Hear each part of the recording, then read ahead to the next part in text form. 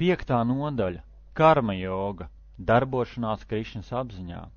Arģuna sacīja: Krišna, vispirms tu man liec atsacīties no darbības, bet pēc tam iesaki kalpot ar mīlestību. Esi tik labs, pasaki skaidri, kā ir svētīgāk.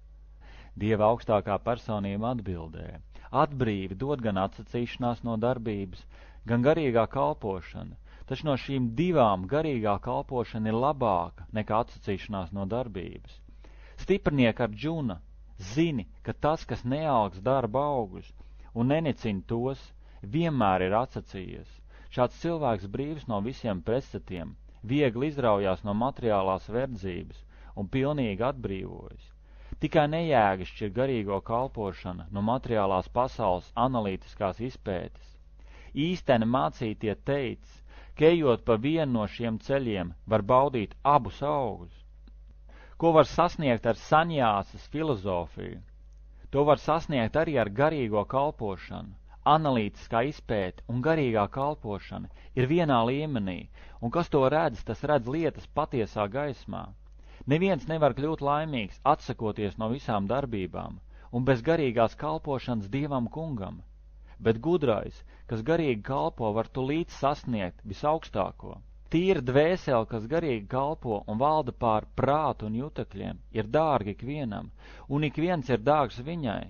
Šāds cilvēks vienmēr darbojas, bet nekad nesapinas.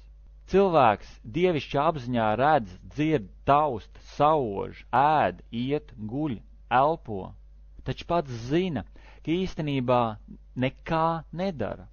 Viņš vienmēr zina, ka runājot, iztukšojot un piepildot vēderu, atverot un aizverot acis, tikai materiālajie jutekļi miedarbojas ar priekšmetiem, bet pats viņš ir pār tiem, kas pilda pienākumus bez pieķeršanās un atdod tās augus visaugstajam kungam.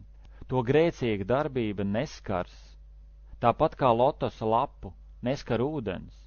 Jogi atmet pieķeršanos visam un darbojas ar ķermeni, prātu, saprātu un pat jutekļiem tikai tādēļ, lai šķīstītos.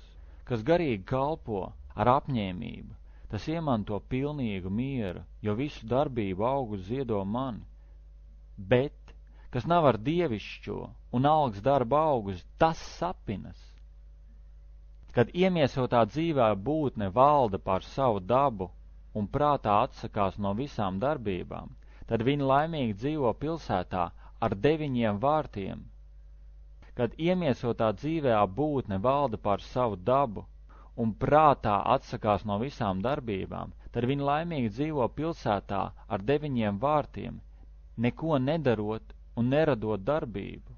Iemiesotais gars, ķermeņa pilsētas saimnieks, nerada darbību, neliek cilvēkiem darboties un nerada darbības augus. Visi to veids materiālās dabas īpašības.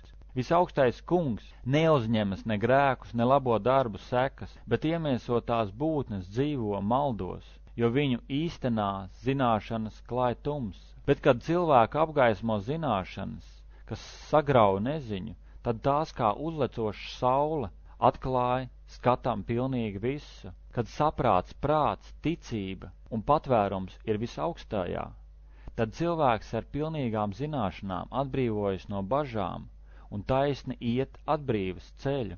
Pazemīgi gudrie ar tīru zināšanu tikumu vienādi raugās uz skolotu un lēnprātīgo brāmanu, govi, ziloni, suni un suņēdāji. Tie, kuru prāti ir līdzsvaroti, jau ir pārāvuši dzimšanas un nāves saites. Viņi ir bezgrēcīgi kā brahmans un tādēļ atrodas brahmanā. Cilvēks, kas nelīgsmo par patīkamo un nežēlojas par nepatīkamo, kas ir sevī saprātīgs, nemaldīgs un apguvis zinātni par Dievu, jau atrodas pārpasaulībā. Šādu atbrīvot cilvēku materiālo jutekļu baudas nesaista. Viņš vienmēr ir gremdējies sevī un bauda prieku sevī. Sevi apzinājusies dvēseli šādi gūs bezgalīgu laimi, jo vērš savu prāti uz visaugstāko. Saprātīgais nemeklē materiālo jutekļu baudas, kas ir visa posta un nelaimju avots. Kuntī dēls. Šādiem priekiem ir sākums un gals, tāpēc gudrais par tiem nepriecājas. Kas vēl pirms aiziešanas no ķermeņa spēj paciest materiālo jutekļu spiedienu un savaldīt vēlmi un dusmu spēku, tam klājas labi, un viņš ir laimīgs šai pasaulē. Kas ir laimīgs un darbīgs sevī, iekšēji apskaidrots un priecīgs sevī, tas patiešām ir pilnību sasniedzis joks, viņš ir atbrīvots visaugstākajā un sasniedz visaugstāko, kas pacēlies pāri šaubu radītajiem pretstatiem, kas prātu vērš sevī, kas vienmēr darbojas visu dzīvo būtņu labā un ir brīvs no visiem grēkiem, tas sasniedz atbrīvi visaugstākajā, kas pilnīgi brīvi no dusmām un materiālām vēlmēm, kas apzinās sevi, valda pār sevi un pastāvīgi tiecas pēc pilnības, tie noteikti pavisam drīz sasniegs atbrīvi visaugstākajā. Atvairot visus ārējos jutekļu priekšmetus, stingri turot acu skatu starp uzacīm, aizturot nāsīs ieelpu un izelpu, un tā valdot pār prātu, jutekļiem un saprātu, pārpasaulnieks, kas tiecas pēc atbrīves, kļūst brīvs no vēlmēm, bailēm un dusmām, kas vienmēr ir šādā stāvoklī, tas noteikti ir atbrīvots, kas pilnībā apzinās mani un zina, ka visi ziedojumi un askēzes galu galā veltītas mani, kas zina, ka es esmu visu planētu un padievu visaugstais kungs un visu dzīvo būtņu labvēlis, tas iegūst mieru un atbrīvojas no materiālām ciešanām.